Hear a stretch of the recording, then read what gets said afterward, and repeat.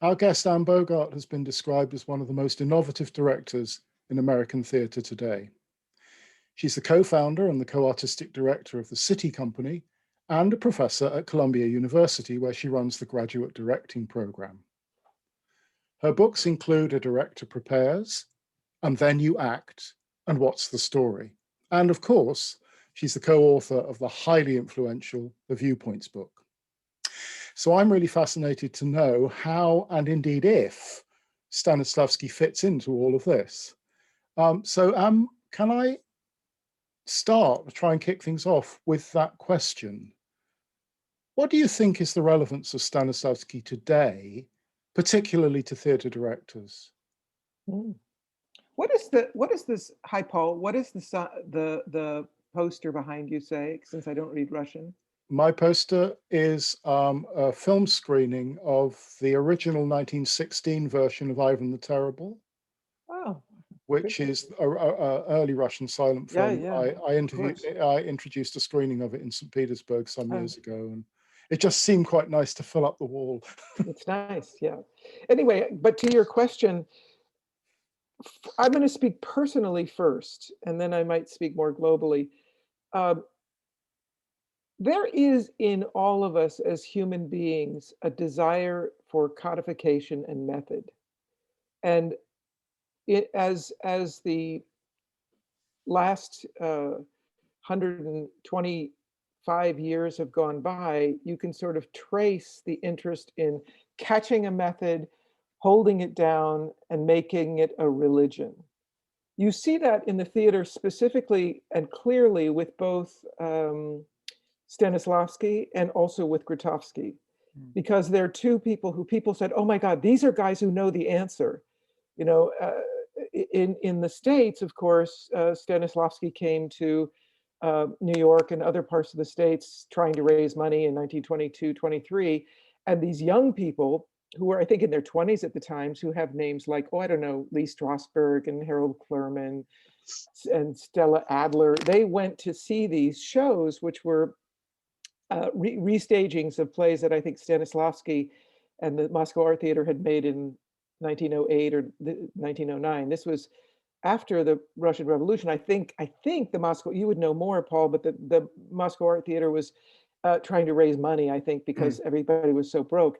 And what happened is these young people were blown away, and each in their own way sort of grabbed onto what they thought was the answer to a method of acting.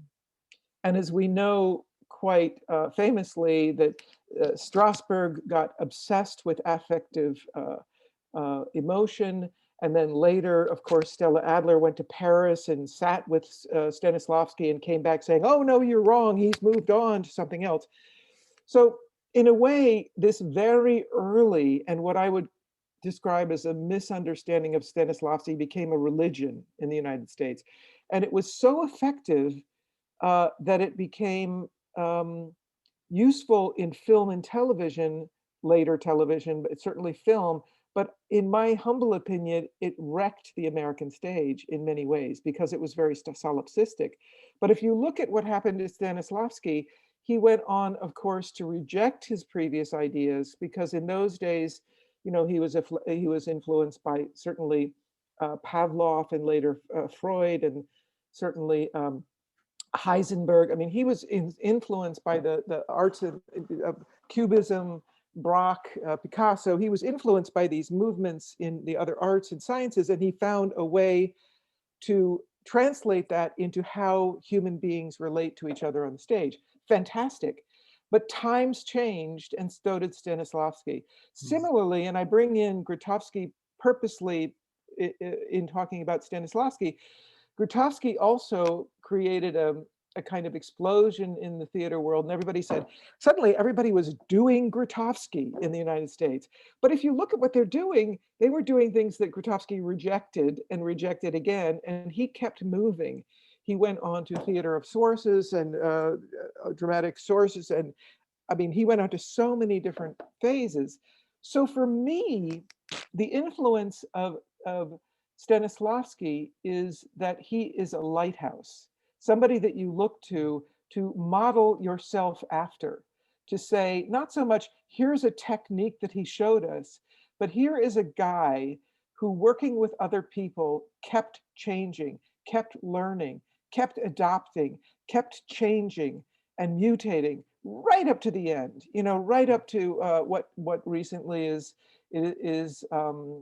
uh, is now coming out in the post-Soviet period as active analysis. Everybody's now grabbing onto that. There's an answer. I personally grabbed onto, mostly personally, was this chain of physical actions idea, which seemed to me to be super postmodern. And as a matter of fact, when I did, I think about 25 years ago, I did a production of, it was 5 Chekhov plays simultaneously. I won't explain it, I won't go into how that worked, but it was a world blew up, and all people could remember were these lines from these plays. And some theater people came. I performed it at PS 122 in New York, and some Russian, very Stanislavski oriented people came to see it in New York, and they came up to me and they said, "That's Stanislavski. What you're doing there is Stanislavski. It's not what all these other people are doing."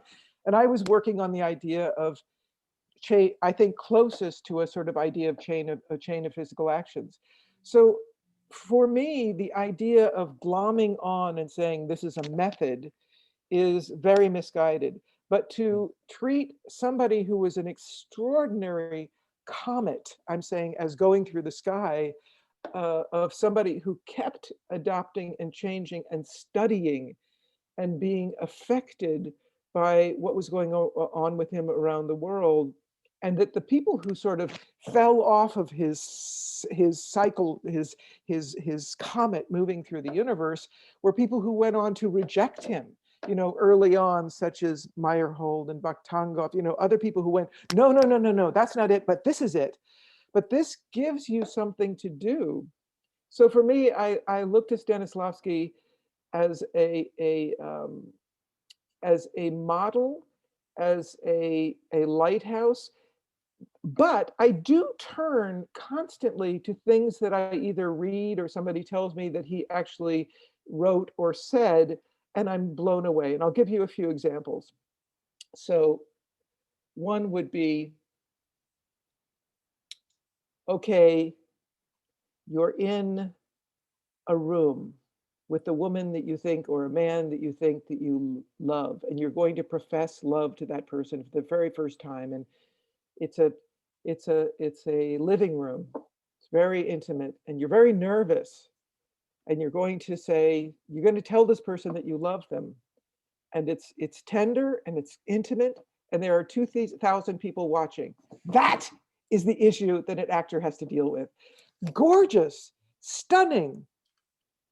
That is a gauntlet laid down to every director and every actor. I'll give you another one.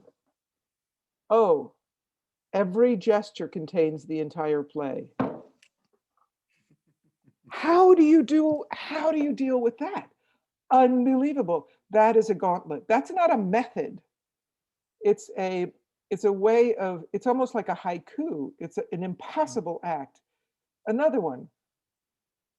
An actor comes on stage, brings all of off stage with them as they enter the stage. Huge. And if they stay for more than a moment, they have to have an even bigger reason to be on stage. Again, huge. Bar set high. These are the kind of things that have had a massive influence on me. Not a technique, not a method, but a challenge, somebody to live up to, somebody to return to study in moments when I lose my own faith as a director, is to turn to those great people who somehow found the way. And thinking of Stanislavski, how he moved through the most horrible Stalinist era and kept making work in his apartment at the end is, again, I say it's a lighthouse. It's a place to look to and find courage. So just to reiterate, it's not a methodology. It's an example. It's a pattern. It's a way of being in the world that is highly significant, had a huge impact on the world and on the people around him and the people who never met him. And that's the thing to celebrate and to keep alive, which is what you are doing. Trying to do. Can I just ask as well, because you're obviously very involved in the training of new young directors. Do you use Stanislavski in your approach to training directors? I mean, would there be something that you would point a young director towards in Stanislavski's work that you would think would help with their practice? Yeah, I think most would be the idea of etudes, that Mm, you make small chunks of dramatic material that actually communicate well, because then you have to deal with issues of action. You have to deal with issues of the problem or the intention, or however you want to translate that word. How are you translating what people call objective? I mean, that's a big thing in the yeah, there are Stanislavski so world. many different What are the translations. what are the different ones? I'm curious to know. I can't remember off the top of my head, actually, Yeah, but yeah. people tend to use whichever one is more appropriate to the moment that they're working in, I think. Well, that's a lesson there too, isn't I it? think objectives is very helpful, actually. Yeah, yeah. I did like the word problem because problem is Yes. more, you can actually deal with the problem. An objective makes you think of too many big things, but a problem is useful. Anyway, Mm, um, but I think etudes are very useful in thinking about how to use, is to look into how he used, how he thought about making working with actors or training, both for actors and for directors. Yeah, I would yeah. say that, yeah. And how do you find that young directors respond to that? Because Oh, when I was all a drama, directors, no, no, yeah, no, all directors love to make an etude. I mean, right. in a way, I give my directing students at Columbia, their graduate MFA students, in their first year, they do 2 fully staged short productions a week, Hmm. one for me and one for Brian Kulick, the other professor. And in the third week of their training, they don't even know who they are anymore. They've used up all their director tricks. And at that point, intuition kicks in, which is what I'm trying to get them to Hmm. work with, which I think all of the methodologies that Stanislavski came up with throughout his life was to get to that place of intuition, it seems. And every week, the directors show in front of an audience. The part of their job is to get an audience in for the day of showing. So for me, they show, I have 6 students, so they show 6 half-hour pieces every Monday, and then and I say, bring in, you know, your roommates, bring in people off the street, doesn't matter, but put your work in front of an audience. Then on the Wednesday, they get 3 hours of rigid critique without any audience. So they're just putting out, making, and you could call those etudes. They're making work, they're Mm. putting it in front of an audience, they're being embarrassed by it, they're being humbled by it, they run out of ideas, and they just, through the act of constant repetition, they slowly start to build what I would call director muscles, which is not muscles you see, but they Mm. can actually go into any situation and start to work. And through that approach, techniques evolve, and you can, and through the critiques, they start to actually think about other options. I find myself quoting Stanislavski a lot in the critiques, mainly because he put through the gauntlet down. He Mm. asked the biggest questions. So make and critique, and Stanislavski, as I find very useful, depending on what I'm seeing, my own study of Stanislavski's work, I can draw from that to actually help give critique. Yes. And can I end with one question, which I guess a lot of people would want to ask you?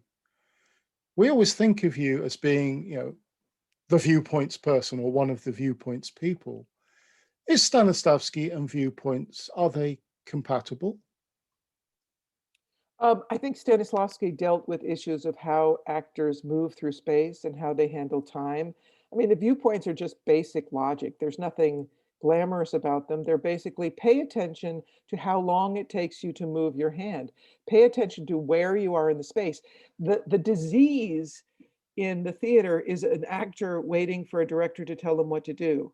Like, okay, I want you to start here and then walk down stage, pick up a teacup. The viewpoints is about turning the onus onto the actor to make decisions from which the director edits and makes responses.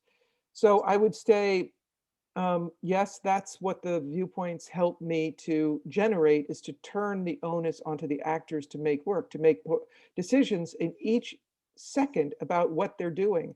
I think that's very Stanislavski, Hmm. and to put the pressure on the actors to create and not for them to wait to be told what to do.